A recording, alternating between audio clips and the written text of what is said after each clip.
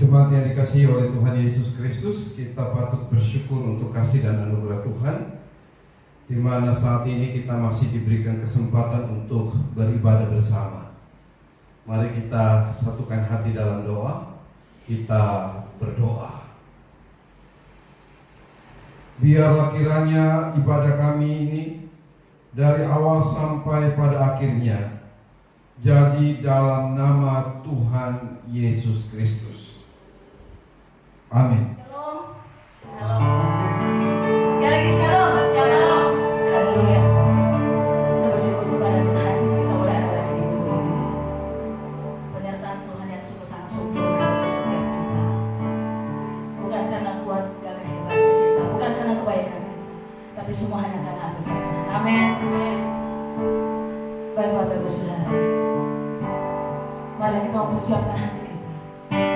Kita masuk ke dalam hadirat Tuhan. Kita mau menaikkan pujian penyembahan kita hanya kepada Dia.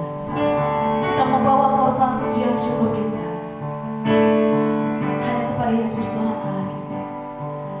Karena hanya dekat dengan Allah saja hati kita merasa tenang. Terima kasih Engkau yang melayakkan kami Tuhan.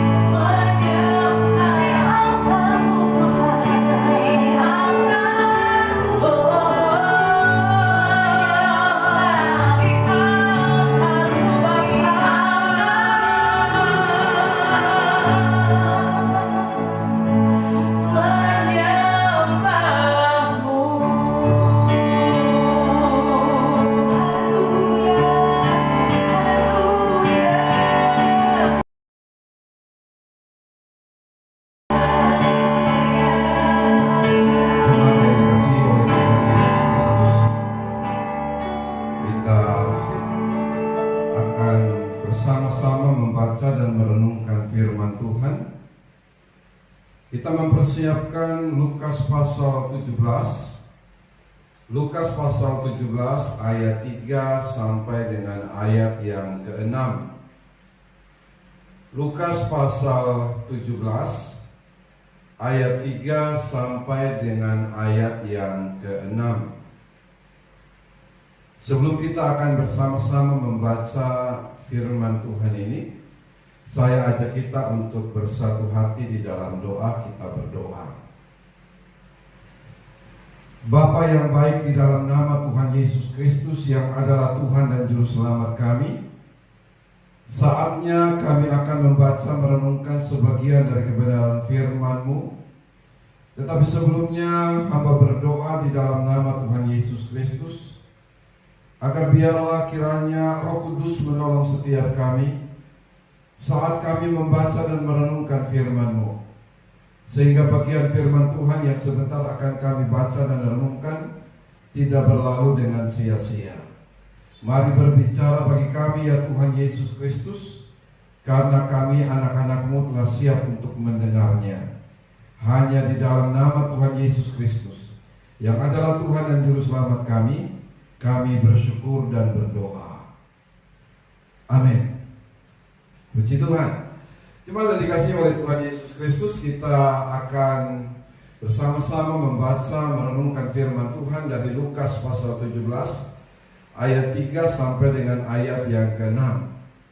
Lukas pasal 17 ayat 3 sampai dengan ayat yang ke-6. Saya membacakannya dan saudara-saudara bisa ikuti Alkitab masing-masing. Saya tetap berharap bahwa masing-masing kita akan membaca firman Tuhan dari Alkitab. Biasakan diri kita untuk terus membaca firman Tuhan dari Alkitab. Sekalipun membaca firman Tuhan dari handphone itu tidak dosa. Puji Tuhan. Lukas pasal 17 ayat 3 sampai dengan ayat yang ke-6. Demikianlah firman Tuhan. Saudara bisa ikut di Alkitab masing-masing. Jagalah dirimu. Jikalau saudaramu berbuat dosa, tegurlah dia. Dan jikalau ia menyesal, ampunilah dia. Bahkan jikalau ia berbuat dosa terhadap engkau 7 kali sehari, dan 7 kali ia kembali kepadamu dan berkata, aku menyesal, engkau harus mengampuni dia. Lalu kata rasul-rasul itu kepada Tuhan, tambahkanlah iman kami. Jawab Tuhan, kalau sekiranya kamu mempunyai iman sebesar biji sesawi saja, kamu dapat berkata kepada pohon ara ini, terbantunlah engkau dan tertanamlah di dalam laut, dan ia akan taat kepadamu. Demikian jauh pembacaan firman Tuhan bagi kita pada saat ini. Berbahagialah setiap kita yang membaca merenungkan firman Tuhan dan melakukannya dalam kehidupan kita hari lepas hari. Puji Tuhan. Jemaat yang dikasihi oleh Tuhan Yesus Kristus, adapun yang menjadi tema kita dari pembacaan firman Tuhan kita tadi adalah hal mengampuni. Jemaat yang dikasihi Tuhan Yesus, dalam kehidupan beriman, mengampuni adalah suatu keharusan. Tetapi pada saat yang sama, kita menemukan bahwa mengampuni atau pengampunan adalah hal yang berat untuk dilakukan, sekalipun kita tahu hal itu. Tetapi kenyataan bahwa hal ini seringkali merupakan hal yang berat untuk dilakukan dalam kehidupan beriman kita. Mengampuni merupakan salah satu topik yang paling banyak dibicarakan orang, bahkan di kalangan orang non-Kristen sekalipun. Ya, saya pribadi menemukan hal itu, bahwa hal mengampuni merupakan salah satu topik yang paling banyak dibicarakan orang. Pada saat berbicara tentang mengampuni, yang seringkali terdengar dalam pembicaraan waktu kita membicarakan hal tentang pengampunan, pernyataan-pernyataan ini seringkali muncul. sudah terlalu sering. Sudah terlalu sering, Pak. Dia terus-menerus melakukan hal yang sama. Oleh karena itu saya tidak akan pernah mau mengampuninya lagi. Bahkan ada yang berkata, saya sudah memberikan kepada dia beberapa kali kesempatan. Oleh karena itu, saat ini saya tidak akan mau mengampuninya lagi. Karena sudah beberapa kali saya memberikan kesempatan kepadanya, tetapi terus-menerus dia mengulang-ulang melakukan hal yang sama. Ada juga yang berkata, enak aja. Pada saat kita mendorong dia atau menasihati dia untuk mengampuni seseorang, kemudian dia nyeletuk atau dia membuat pernyataan, enak aja. Bahkan ada yang berkata demikian, terlalu berat, Pak. Saya tidak mampu, saya tidak sanggup untuk mengampuninya. Terlalu berat. Walaupun ya sebenarnya dalam hal mengampuni, ya kita tidak bisa menimbang-nimbang berapa beratnya. Bahkan ada yang membuat pernyataan seperti ini, terlalu sakit saya dibuatnya. Dan mungkin ya masih ada lagi pernyataan yang lain yang senada dengan itu. Dan semua pernyataan itu telah menjadi alasan yang kuat bagi seseorang untuk tidak mau mengampuni. Bahkan ada orang yang tidak mau mengampuni, dan jika kita terus membujuknya, maka dengan tegas ia pun berkata, saya bukan Tuhan. Saudara bayangkan? Ya. Pada waktu terus membujuknya, pada saat kita terus menasihatinya untuk mendorong dia supaya mengampuni, kemudian ada pernyataan yang tegas dari dirinya bahwa saya bukan Tuhan. Artinya, saya tidak akan pernah mengampuninya. Saya tidak bisa mengampuni. Saudara-saudara kekasih dalam Tuhan Yesus Kristus, sebelumnya saya juga mau mengajak kita untuk memperhatikan Matius pasal 6 ayat 9 sampai dengan ayat yang ke-13. Ya, sebelum kita sampai kepada pembacaan kita tadi, itulah Lukas 17 ayat 3 sampai dengan ayat yang ke-6. Saya ajak kita terlebih dulu juga coba memperhatikan Matius 6 ayat 9 sampai dengan ayat yang ke-13 tentang doa yang diajarkan Tuhan Yesus kepada murid-muridnya, yang kemudian dikenal dengan doa Bapa Kami. Kita bisa buka Alkitab masing-masing kita. Matius 6 ayat 9. Ya, Matius 6 ayat 9 sampai dengan ayat yang ke-13. Ayat 9. Karena itu berdoalah demikian. Bapa kami yang di sorga, dikuduskanlah namamu. Ayat 10. Datanglah kerajaanmu, jadilah kehendakmu di bumi seperti di sorga. Ayat 11. Berikanlah kami pada hari ini makanan kami yang secukupnya. Ayat 12.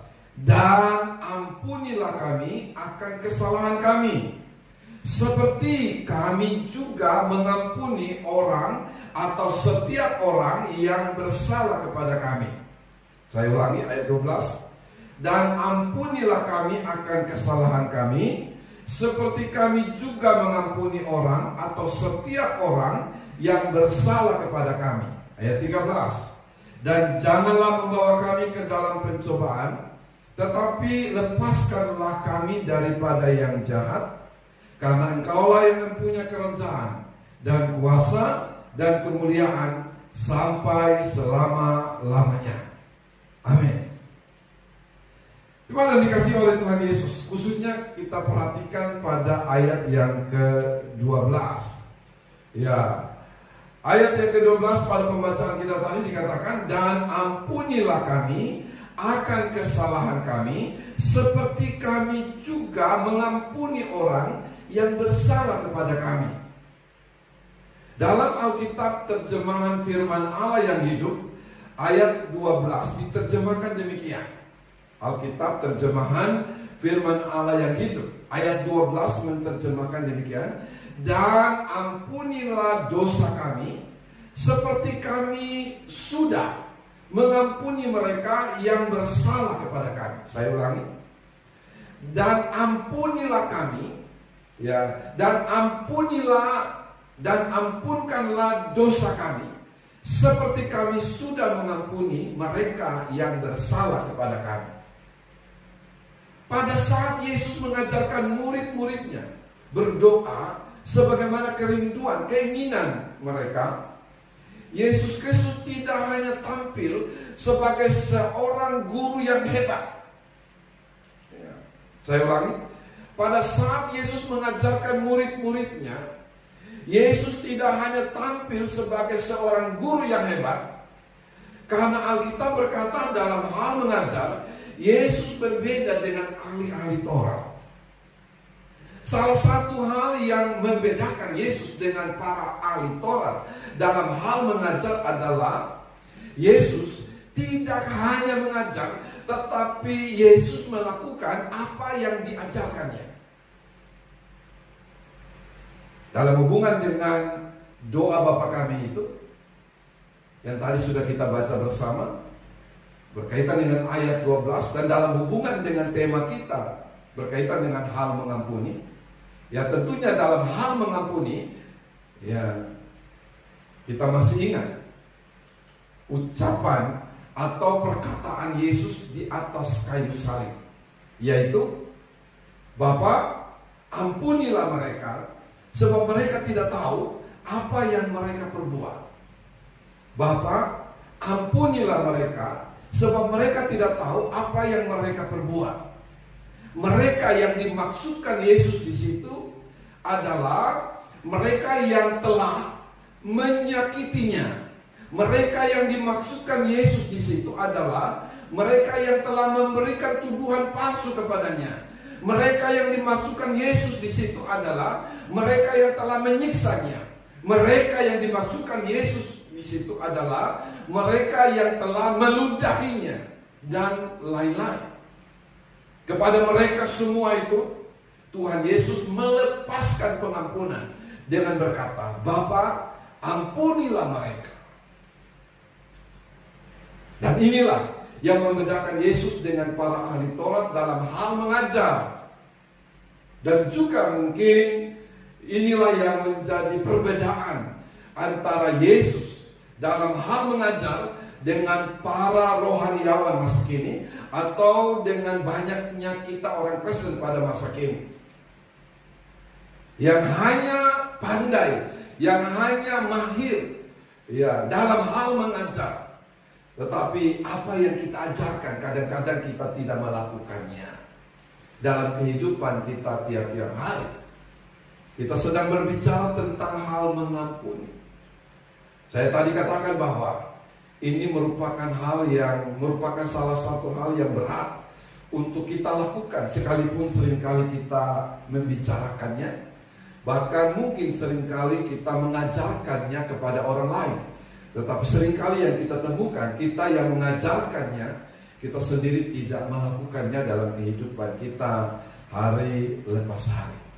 Jemaat yang dikasihi oleh Tuhan Yesus Kristus, berdasarkan pembacaan firman Tuhan kita tadi, dan dari penjelasan saya sebelumnya, saya mencoba untuk menyimpulkan beberapa hal untuk menjadi perenungan kita berkaitan dengan hal mengampuni. Pertama, perhatikan pembacaan kita tadi, ayat yang keempat. Hal pertama yang menjadi kesimpulan saya adalah mengampuni adalah suatu keharusan dan bukan pilihan. Saya ulangi, mengampuni adalah suatu keharusan dan bukan pilihan. Ayat yang keempat, perhatikan ayat yang keempat, pembacaan kita tadi. Bahkan jikalau ia berbuat dosa terhadap engkau 7 kali sehari, dan 7 kali ia kembali kepadamu dan berkata, aku menyesal, engkau harus mengampuni dia. Perhatikan kata harus. Jadi hal yang pertama yang menjadi kesimpulan saya untuk menjadi perenungan kita ialah bahwa mengampuni adalah suatu keharusan dan bukan pilihan.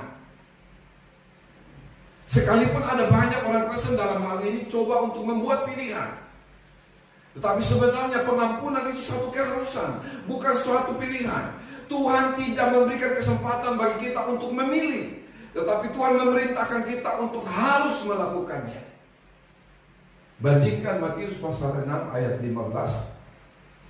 Kita coba membuka Alkitab kita. Matius pasal 6 ayat 15. Dan kemudian Matius 18 ayat 35. Matius 6 ayat 15. Dalam Matius 6 ayat 15 dikatakan bahwa kita harus mengampuni. Karena kalau kita tidak mengampuni, Bapa di sorga juga tidak mengampuni kita. Saudara bisa baca ayat itu dalam hati saudara. Perhatikan dengan baik. Kita harus mengampuni. Karena kalau kita tidak mengampuni, Bapa di sorga juga tidak mengampuni kita. Karena itu kita harus mengampuni. Karena kalau kita tidak mengampuni, maka Bapa di sorga juga tidak akan mengampuni kita. Lalu kemudian bandingkan dengan Matius 18 ayat 33 sampai dengan ayat yang ke-35.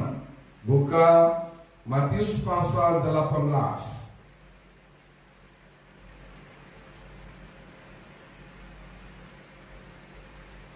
Matius 18 ayat 33 sampai dengan ayat yang ke-35.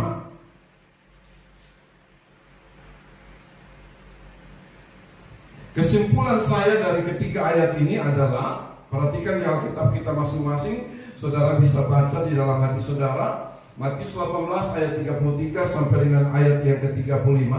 Kesimpulan saya dari ketiga ayat ini ialah bahwa karena Tuhan yang telah mengampuni kita, Tuhan mau agar kita juga mengampuni orang yang bersalah kepada kita. Akibat dari tidak mengampuni adalah akan mengalami siksaan dan penderitaan. Karena itu dengar baik. Pada saat kita tidak mau mengampuni seseorang, yang rugi bukan orang itu, tetapi kitalah yang rugi, bukan orang itu. Kita akan mengalami siksaan, diserahkan kepada algojo, kata firman Tuhan tadi, akan diserahkan kepada algojo, ayat 34. Maka marahlah tuannya itu dan menyerahkannya kepada algojo, sampai ia melunaskan seluruh hutangnya. Bukan hanya algojo, tetapi algojo. Kita akan tersiksa dengan masalah itu. Dengan kata lain, kita akan tersiksa dengan masalah itu. Sampai kapan? Sampai engkau mau mengampuni, atau sampai kita mau mengampuni. Ayat 34 dalam pembacaan dari Matius pasal 18 tadi. Karena itu ada banyak orang bagi saya, karena itu ada banyak orang yang akhir-akhir ini sedang mengalami penderitaan, sedang mengalami siksaan karena kebodohannya sendiri, yaitu dengan tidak mau mengampuni. Bagi saya, memilih untuk tidak mau mengampuni adalah suatu kebodohan. Karena kita telah membuat keputusan yang mendatangkan kerugian bagi diri kita sendiri. Karena kita telah membuat keputusan yang membuat kita tersiksa dalam hari-hari hidup kita. Karena itu bagi saya, membuat pilihan untuk tidak mengampuni adalah satu kebodohan. Hal yang kedua, kesimpulan saya. Hal yang kedua, mengampuni harus selalu atau terus-menerus dilakukan. Ayat yang keempat dari pembacaan firman Tuhan kita tadi. Ayat yang keempat. Bahkan jikalau ia berbuat dosa terhadap engkau 7 kali sehari, dan 7 kali ia kembali kepadamu dan berkata, aku menyesal, engkau harus mengampuni dia. Hal yang kedua, mengampuni harus selalu atau terus-menerus dilakukan. Mengampuni harus menjadi gaya hidup kita. Kita bisa bandingkan ini dengan Matius 18 ayat 21. Matius 18 ayat 21.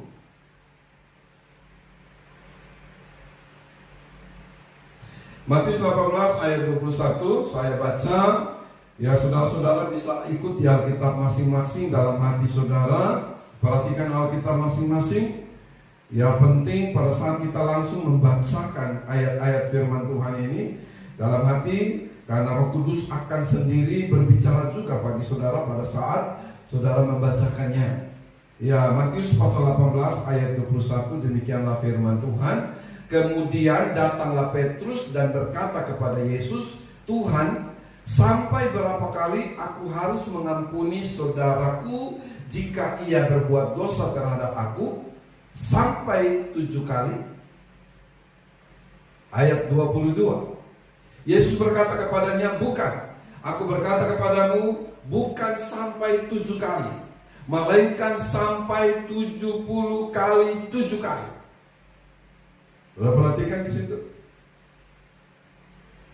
Saya berdoa supaya Roh Kudus akan memberikan pengertian khusus bagi saudara pada saat saudara membacakan ayat-ayat itu tadi. Ya. Matius 18 ayat 21 sampai ayat 22. Kalau saudara perhatikan di situ, bukan masalah angka yang mau ditekankan. 70 kali 7. Bukan masalah angka, tetapi ya ayat itu mau berbicara kepada kita bahwa pengampunan itu harus dilakukan terus-menerus tanpa batas. Wow. Kalau gitu enak di dia dong. Mungkin ada orang yang kemudian berkata atau nyeletuk demikian. Waktu kita berkata bahwa pengampunan itu harus terus-menerus dilakukan tanpa batas, kemudian ada orang yang kemudian berkata begini, wow, kalau begitu enak di dia dong. Ya. Saya mau katakan ini, dalam hal ini kita sedang melakukan kekeliruan, kita salah dengan baik. Pada waktu kita terus-menerus hidup dalam pengampunan atau memberi pengampunan, yang enak bukan orang yang kita ampuni, tetapi kitalah yang enak. Karena kita sedang tidak membiarkan diri kita tersiksa dengan masalah itu. Jadi yang enak bukan dia, tetapi yang enak itu kita. Karena kita sedang tidak membiarkan diri kita atau hati kita dibebani, tersiksa atau disiksa dengan masalah yang sedang kita hadapi dengan orang itu. Jadi kalau kita memberikan pengampunan secara terus-menerus, yang enak bukan dia atau orang yang kita ampuni, tetapi kitalah yang enak. Situlah saya berharap saudara bisa menangkap sesuatu. Saya berharap saudara bisa mengerti sesuatu dari hal ini. Hal yang ketiga. Hal yang ketiga yang menjadi kesimpulan saya untuk bisa menjadi perenungan kita berkaitan dengan hal mengampuni. Hal yang ketiga, semua orang percaya pasti bisa mengampuni. Apapun masalahnya dan dengan siapapun kita sedang menghadapi masalah. Saya ulangi, semua orang percaya pasti bisa mengampuni. Apapun dan dengan siapapun kita bermasalah. Kalau dibilang berat, memang berat. Karena beratnya mengampuni, sampai murid-murid Yesus pun berkata kepada Yesus dalam ayat yang kelima, karena beratnya mengampuni atau hal mengampuni, sampai kemudian murid-murid Yesus berkata kepada Yesus demikian dalam ayat yang ke-6.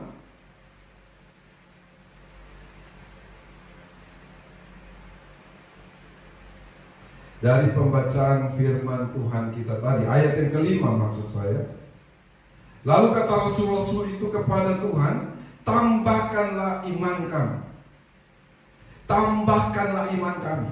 Pada waktu Yesus mengajarkan kepada mereka bahwa mereka harus terus-menerus belajar mengampuni seseorang yang melakukan kesalahan kepada mereka, mereka pun nyeletuk dan berkata, tambahkanlah iman kami. Tetapi perhatikan ayat yang ke-6. Jangan berhenti ayat yang ke-5. Perhatikan ayat yang ke-6, ayat selanjutnya. Jawab Tuhan, Jawab Tuhan, kalau sekiranya kamu mempunyai iman sebesar biji sesawi saja, kamu dapat berkata kepada pohon ara ini, terbantunlah engkau dan tertanamlah di dalam laut, dan ia akan taat kepadamu. Perhatikan ayat yang ke-6. Untuk menjawab pergumulan atau masalah para murid berkaitan dengan hal mengampuni, Yesus berkata kepada mereka, atau Yesus menjawab mereka di ayat yang ke-6 itu. Artinya, untuk mengampuni tidak memerlukan iman yang besar. Yang penting saudara punya iman, sekalipun kelihatannya kecil. Artinya, setiap orang percaya bisa mengampuni. Karena pribadi Tuhan, karena Roh Kudus yang ada dalam kehidupan orang percaya, yang akan memampukannya untuk mengampuni. Tinggal masalahnya, kita mau atau tidak. Saat kita mau, Tuhan akan menolong kita. Saat kita mau, Tuhan akan memampukan kita. Ini penting Bapak Ibu Saudara. Jadi masalah mengampuni bukan masalah bisa atau tidak bisa, tetapi masalah mau atau tidak mau. Kalau masalah bisa atau tidak bisa, kita semua tidak bisa. Kita tidak mampu. Tetapi masalahnya bukan bisa atau tidak bisa. Masalahnya adalah mau atau tidak mau. Waktu saudara mau, nanti Tuhan yang akan memampukan kita untuk mengampuni. Ini menarik untuk menjadi perenungan kita. Sehingga setiap kita tidak punya alasan untuk tidak bisa mengampuni. Jemaat yang dikasihi oleh Tuhan Yesus Kristus, saya mau tutup dengan ayat ini. Kita sama-sama coba buka Efesus pasal 4 ayat 26 sampai dengan ayat yang ke-27. Efesus pasal 4 ayat 26 sampai dengan ayat yang ke-27.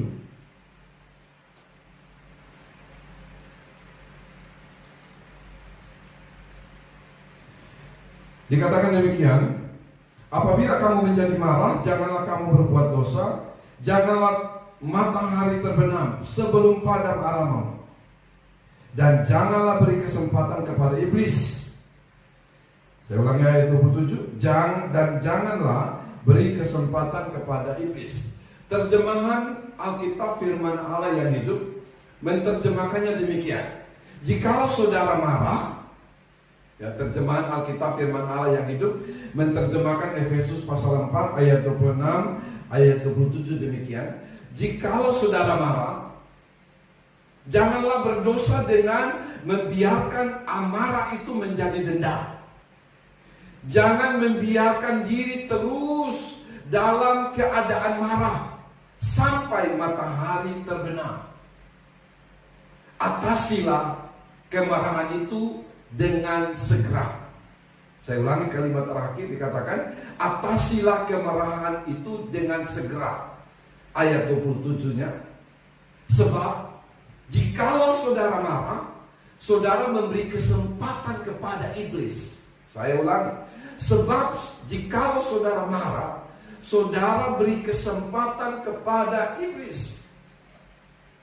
Dengar baik, saat engkau marah, saat kita marah, kita sedang memberikan kesempatan kepada iblis. Karena itu belajar untuk mengampuni. Karena itu kita harus mengampuni. Karena itu jangan kita terus membiarkan diri kita untuk terus menjadi marah, tetapi sesegera mungkin, secepat mungkin, untuk menyelesaikannya. Karena kalau kita membiarkan hal itu terus menerus, kita sedang membiarkan kesempatan kepada iblis. Saya percaya, jika dalam pernikahan ada saling mengampuni, maka tidak ada perceraian.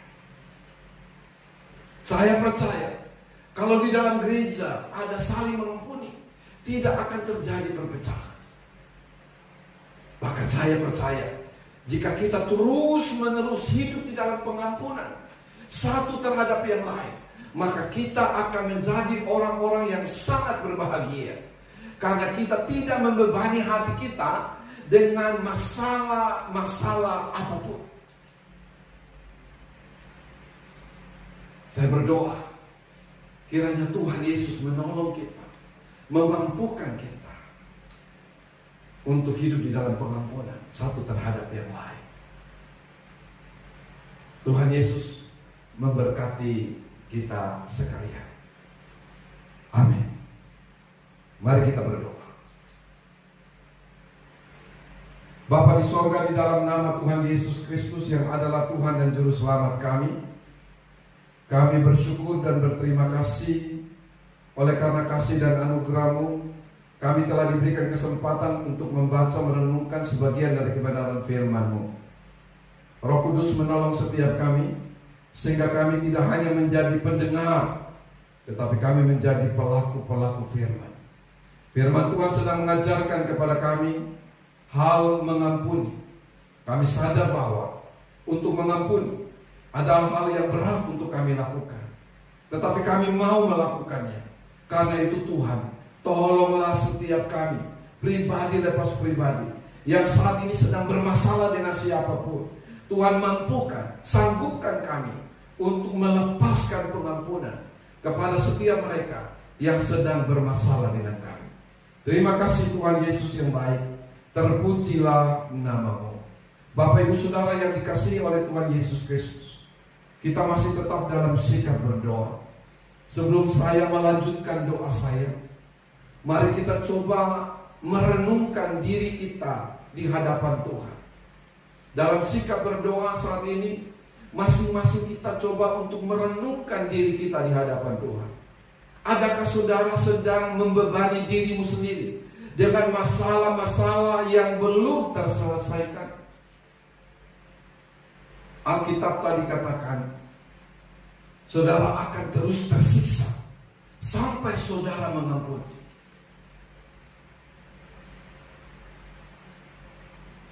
Karena itu, marilah berikan kesempatan untuk Roh Kudus berkarya lebih jauh dalam diri kita, untuk mengampuni setiap mereka yang sedang bermasalah dengan kita. Masing-masing kita terus dalam sikap berdoa. Masing-masing kita terus berdoa. Kalau itu adalah suamimu yang sedang bermasalah dengan engkau, ampunilah. Kalau itu adalah istrimu yang sedang bermasalah dengan engkau, ampunilah. Kalau itu adalah anakmu, kalau itu adalah orang tuamu, kalau itu adalah mertua atau anak mantumu, lepaskanlah pengampunan kepada mereka. Ampunilah mereka. Atau siapapun yang saat ini sedang bermasalah dengan kita, ampunilah mereka. Jikalau Roh Kudus sedang mengingatkan seseorang yang sedang bermasalah denganmu, dan jika Roh Kudus sedang mengingatkan saudara untuk mengampuninya, berdoalah. Lepaskan pengampunan kepadanya lewat doa masing-masing kita. Inilah saatnya, inilah waktunya yang terbaik untuk kita mengampuni. Jikalau saat ini kita sungguh-sungguh menyadari bahwa kita sedang bermasalah dengan orang atau seseorang dan kita mau mengampuninya, berdoalah dari dalam hatimu. Dan mungkin saudara bisa mengikuti doa saya dari hatimu sendiri. Tuhan, saat ini dengan sungguh-sungguh saya mau mengampuni. Saudara kemudian bisa melanjutkan dengan menyebut nama orang itu, atau nama orang yang sedang bermasalah denganmu, yang saudara mau mengampuninya. Sebutkan namanya dalam doa, bahwa saudara mau mengampuninya. Kita masih terus dalam sikap berdoa. Kita masih berdoa. Masing-masing kita berdoa. Terima kasih Tuhan Yesus. Bahkan dari tempat ini ya Tuhan, saya berdoa, biarlah Tuhan menolong setiap pribadi, mampukan setiap pribadi yang saat ini mau mengampuni. Tuhan tolonglah mereka, Sanggupkan mereka di dalam nama Tuhan Yesus Kristus. Dan biarlah oleh kasih dan anugerah Tuhan, mereka boleh melepaskan pengampunan bagi setiap mereka yang saat ini sedang bermasalah dengan mereka, siapapun orang itu. Terima kasih Tuhan. Jamahlah setiap mereka. Jamahlah setiap kami ya Tuhan. Tolonglah setiap kami. Terima kasih Tuhan Yesus yang baik. Lepaskan dari kami segala beban, segala permasalahan yang selama ini membebani hati kami, yang membuat kami tersiksa sehubungan dengan masalah-masalah dalam hubungan dengan siapapun. Terima kasih Tuhan Yesus. Terpujilah nama. Bapak, hamba berdoa menyerahkan setiap pribadi saat ini juga yang sedang mengikuti khotbah ini. Tuhan, yang lemah Engkau jamah dan jadilah kuat. Yang sakit, saya berdoa Tuhan jamah dan jadilah sembuh di dalam nama Tuhan Yesus. Terima kasih Tuhan. Hamba berdoa juga bagi setiap jemaat-Mu, agar kiranya Engkau menyertai, menolong, memberkati setiap mereka dengan menolong mereka dalam menghadapi berbagai pergumulan masalah dalam hubungan dengan pekerjaan berkaitan dengan masalah COVID-19. Hamba berdoa dalam nama Yesus, Tuhan tolonglah setiap mereka. Demikian juga hamba berdoa bagi pemerintahan Jokowi, amin. Tuhan kiranya menyertai, menolong, memberkati mereka dengan memberikan kekuatan, kemampuan bagi mereka, memberikan kepada mereka hikmat untuk menyelesaikan masalah yang berhubungan dengan COVID-19. Tuhan tolonglah pemerintahan Jokowi, amin. Terima kasih Tuhan Yesus, terpujilah nama-Mu. Hamba berdoa juga bagi setiap mereka yang saat ini sedang mengalami sakit dalam hubungan dengan COVID-19, bahkan sakit dalam hubungan dengan penyakit apapun. Hamba berdoa dalam nama Yesus, Tuhan jamah, pulihkan, sembuhkan di dalam nama Yesus. Terima kasih Tuhan Yesus yang baik. Sebentar kami akan memberi persembahan sebagai tanda syukur kami. Tuhan urapi dan berkati setiap persembahan yang akan kami berikan. Setiap persembahan yang akan diberikan akan digunakan dalam hubungan dengan mereka yang mengalami pergumulan dan masalah ekonomi dalam kaitannya dengan COVID-19. Tuhan kiranya menolong kami supaya setiap persembahan dapat kami pakai, dapat kami gunakan dengan tepat, dan semuanya untuk hormat dan kemuliaan bagi nama-Mu. Terima kasih Tuhan Yesus yang baik. Terpujilah nama-Mu. Ini doa dan syukur kami hanya di dalam nama Tuhan Yesus Kristus, yang adalah Tuhan dan Juru Selamat kami. Kami telah bersyukur dan berdoa. Amin. Bapak Ibu Saudara, kita akan memberikan persembahan syukur kita kepada Tuhan. Dan marilah kita memberikan persembahan syukur kita kepada Tuhan dengan bersukacita. Kekuatan kita datang dari Tuhan, dan hanya kita dapat di dalam Tuhan Yesus yang tidak pernah meninggalkan kita.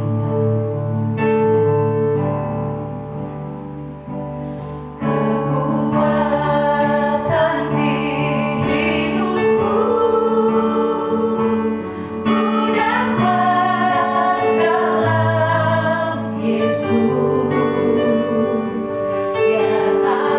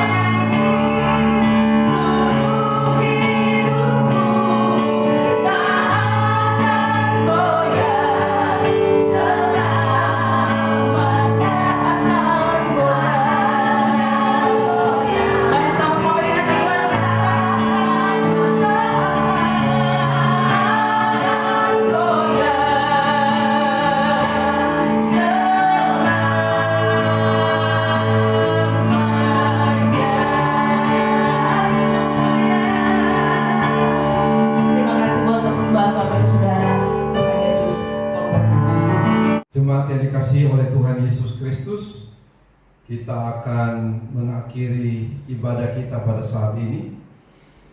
Mari kita bangkit berdiri dan kita akan berdoa bersama. Kita berdoa. Bapa, kami datang kepadamu menaikkan pujian, syukur dan terima kasih untuk kasih dan kebaikan Tuhan yang nyata dalam kehidupan kami, khususnya dalam ibadah kami saat ini, di mana Tuhan berkenan hadir dan memberkati kami dari awal sampai kami akan mengakhiri ibadah kami pada saat ini. Terima kasih Tuhan Yesus yang baik. Jemaat yang dikasihi oleh Tuhan Yesus Kristus, angkatlah kedua belah tanganmu, arahkanlah hatimu kepada Tuhan, dan terimalah berkat-Nya. Tuhan memberkati engkau dan melindungi engkau. Tuhan menyinari engkau dengan wajah-Nya dan memberi engkau kasih karunia. Tuhan menghadapkan wajah-Nya kepadamu dan memberi engkau damai sejahtera. Kiranya engkau senantiasa ada dalam keadaan baik-baik dan sehat. Penyertaan dan perlindungan Tuhan akan menjadi bagianmu kemanapun engkau pergi dan dimanapun engkau berada.